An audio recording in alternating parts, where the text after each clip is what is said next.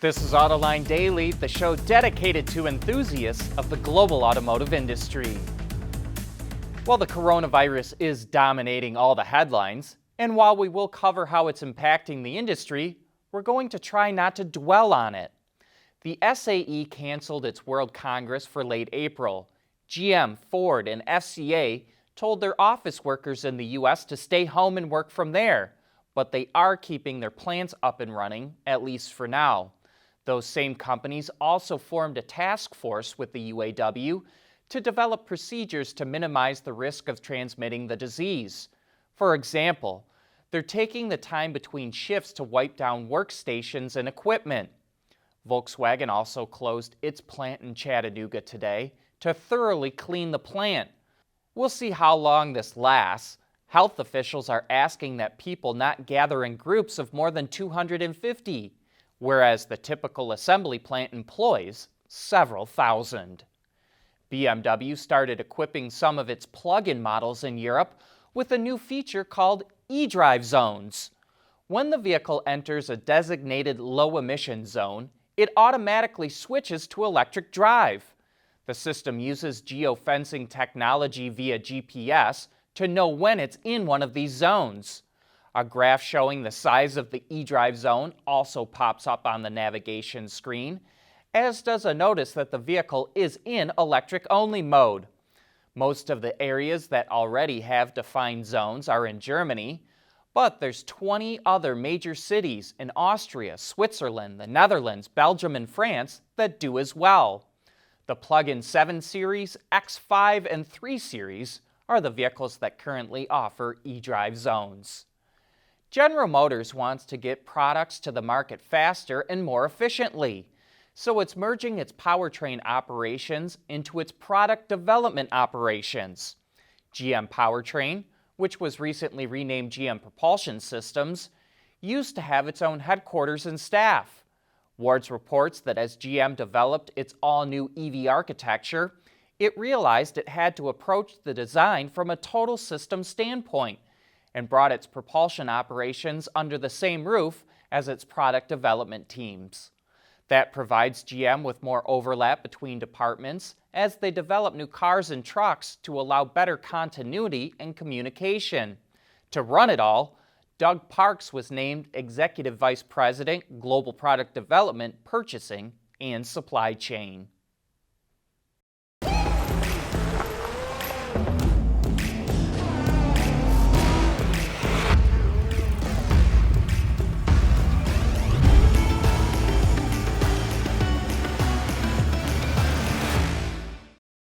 Despite major rumors of delays, Volkswagen says it's on track to deliver its ID.3 electric vehicle this summer and has released pricing for the base model.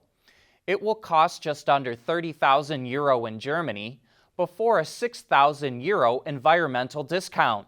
The base ID.3 pairs a 148 horsepower electric motor with a 45 kilowatt-hour battery pack, which returns up to 205 miles on the WLTP test cycle. Volkswagen also says owners will save up to €840 a year due to lower refueling and insurance costs, as well as less costs for maintenance and no road vehicle tax. Autonomous and connected vehicles will create a mountain of data, and keeping that data safe will be a top priority for companies. That's why Toyota launched its blockchain lab nearly a year ago to test this technology. The automaker believes it will be fundamental in openly connecting people and businesses in a manner that is secure. Going forward, Toyota is planning on more collaborations with other companies to test blockchain for supply chains and mobility services. Years ago, one way to insult someone was to yell, "Your mother wore army boots." But here are some work boots that truly look attractive. Many women don't like to wear clunky shoes, but if you work in a factory, you have to wear steel-toed shoes, and they're designed mostly for men. So a company called Xena decided to design stylish shoes with steel toes aimed directly at women who work in factories, labs, or in any kind of STEM-related work. The shoes feature a nice heel and a side zipper, but make no mistake, they're truly work shoes. Each pair is ASTM certified, OSHA compliant, oil and chemical resistant, and have slip-resistant soles. It's a great idea, but we also have one suggestion. The company ought to consider coming out with a good-looking line of work shoes designed for men. They could really be onto something here. Autoline Daily is brought to you by Bridgestone Tires. Your journey, our passion. Last week we talked about GM cutting EV manufacturing costs by slashing its powertrain build combinations. Today, GM has 555 for ICE powertrains, but it will only have 19 for its EV propulsion systems. And BMW also plans to drastically reduce its ICE variants. Beginning in 2021, the German automaker will eliminate 50% of its traditional drivetrain variants to help pay for its shift to electric vehicles.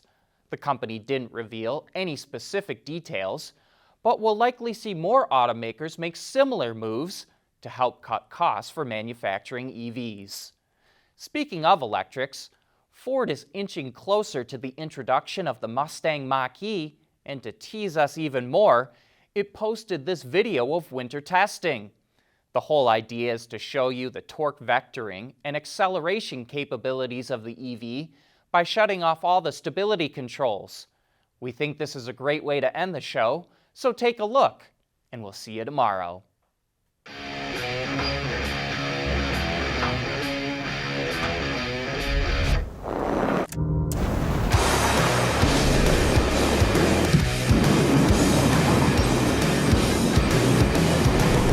Our teams have worked to have this tight coordination between the brake controls and all-wheel drive and propulsion controls. And snow, slippery surfaces, the vehicle tracks, amazing in all environments.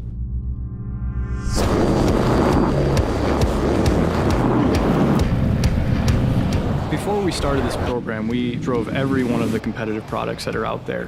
And we immediately began to notice that there was a lot of opportunity for improvement. We've continued to improve the Mach-E along the way so that it will be one of the best electric vehicles out there. I mean, it blows you away how this car accelerates in the snow.